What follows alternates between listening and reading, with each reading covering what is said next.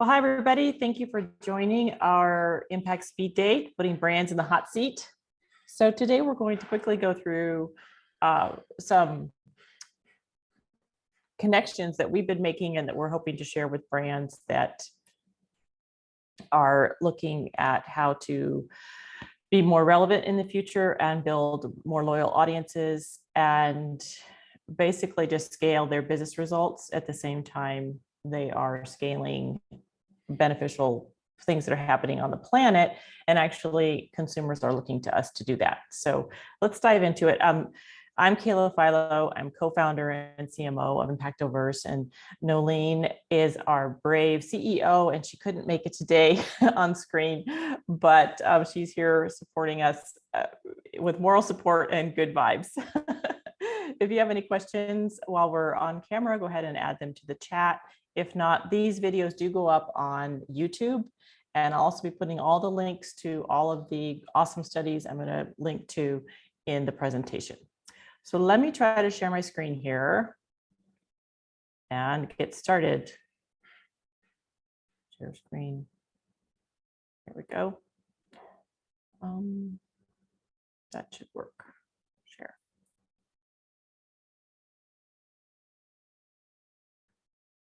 Okay. So can you see that? Let's see.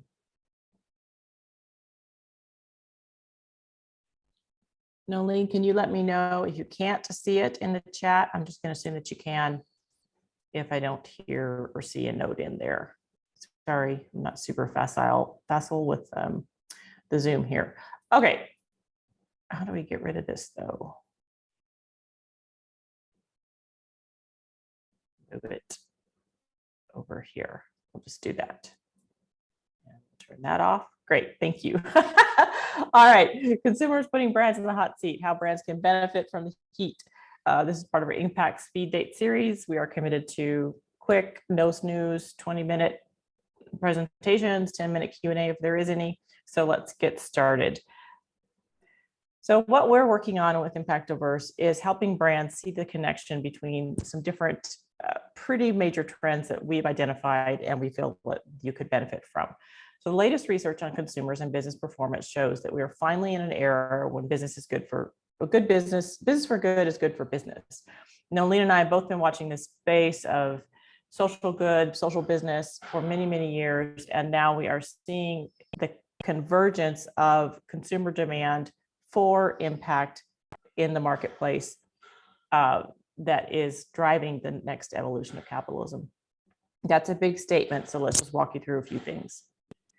This is the basic formula that we want to present some information about, and you'll see these terms and themes popping up as we go. So brand opportunity, campaigns that prove impact, they build connection, trust, emotion, and brand loyalty.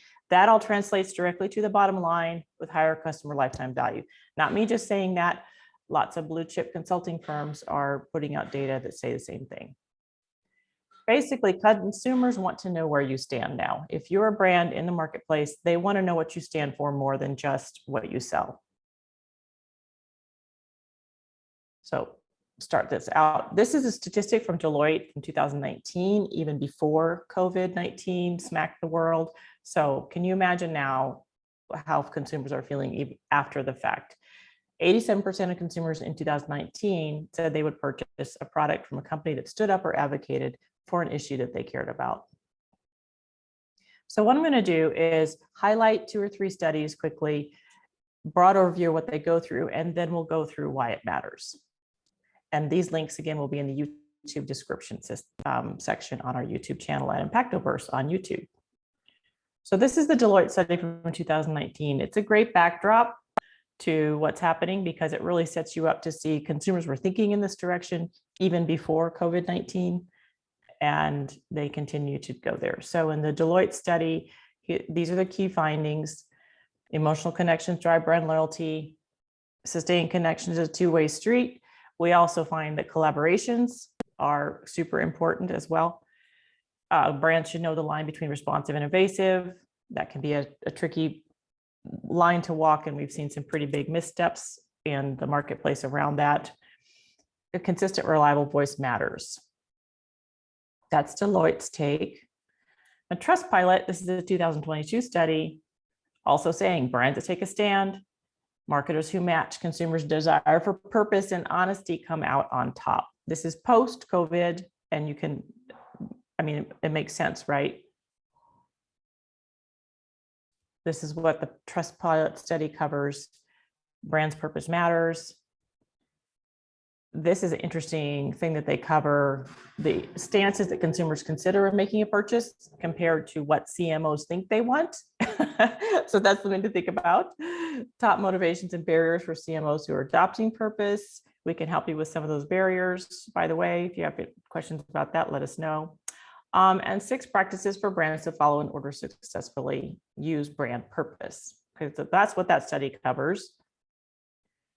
Edelman Trust Barometer, super interesting. They've been doing this trust barometer since the 60s, I think. It's a longstanding product that they put out.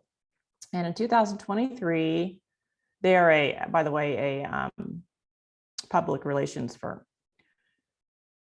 The trust void is widening. In 2023, I thought this was really interesting, and anyone who's running a business should as well. So consumers basically, there's a big trust void, especially post-COVID. Business is the only institution seen as competent and ethical. That is a huge opportunity at the moment. 53% of respondents feel like their country is more divided today than in the past, and they're putting CEOs in the hot seat. They are obligated to improve economic optimism and hold divisive forces accountable. If you don't want to be quite that,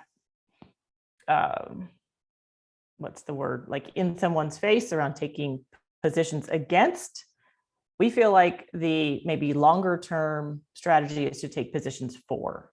So you don't want to end up fighting the divisive forces. You want to find what are the things that are bringing people together and support those as a brand in your marketing.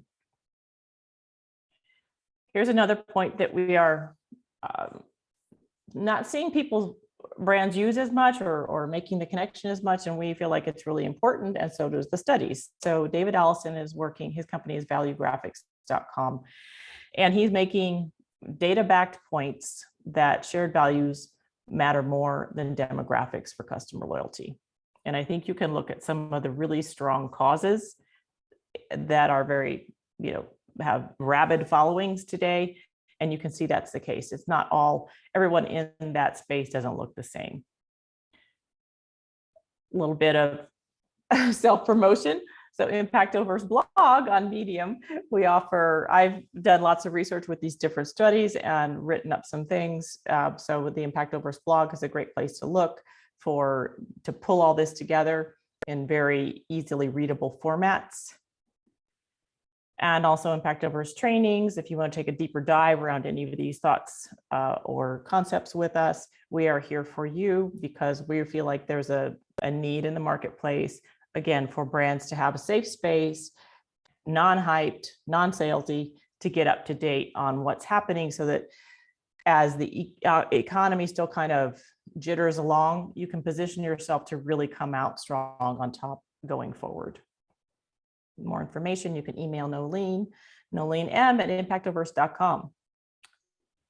Okay, so again, here's our formula. Let's run through, now that you see the backdrop, let's just run through really quickly some top level stats that support this formula, that the brand opportunity right now is campaigns that prove impact, they build connection, trust, emotion, and brand loyalty will have a higher customer lifetime value from their audience and customers. So there's this converging findings. Okay, consumers want to know where brands stand. They don't trust governments and institutions. They already feel like they have a relationship with the brand, and brands with shared values build trust, and that fills the trust void, which feels really good to humans because we want to have our trust something. And in a nutshell, shared values build emotional connection, and that connection equals brand loyalty, which equals higher customer lifetime value.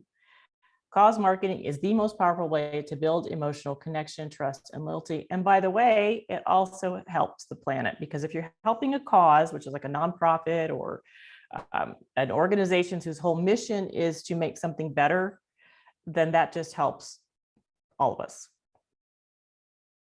Okay, quickly, again, going through some of these top level stats. So again, customers want to know where you stand. Trustpilot says 50 to 70% of consumers factor in a brand stance when making purchases. Deloitte tells us at the same time, people are looking for authentic connections. 62% of consumers feel like they have a relationship with a brand already. I feel like that's a direct result of social marketing, social media marketing, because we feel those platforms help brands feel more relatable to individuals and consumers. Let's go a little bit over the trust void now. This is not a fun graphic, but it is what it is. And so, and we're seeing this trend. This is public trust in government in the US. We're seeing this mirrored over many countries throughout the world. This is a direct result of divisive politics, which is the game that the politicians are playing these days. So, and it's having maybe diminishing returns. So in 2022, across every single issue, by a huge margin, people wanted more business engagement, not less, around climate change, for example, and other social issues. Edelman says the role and expectation for business has never been clearer, and business must recognize its societal role is here to stay. Well, it is here to stay because in 2023, the trust barometer said, again, business is the only institution seen as competent and ethical by the consumers. 53% of respondents say their countries are more divided, and CEOs are obligated to help to improve economic optimism and hold divisive forces accountable. Take a stand, basically, right? Okay, so link between emotions, values, and trust. 2019, the study by Deloitte that I referenced earlier found emotional factors inspire brand loyalty. That just makes sense if you look at, how our brains work. We have a right and a left brain, simplifying it, but our left brain is our logical side and the right brain is emotion. And actually studies have shown that emotion drives decision-making and loyalty more than logic. And you can look at some, again, in the political sphere, you can look at some of the content that some politicians put out, and it's obviously not super logical, but look at their following. Okay.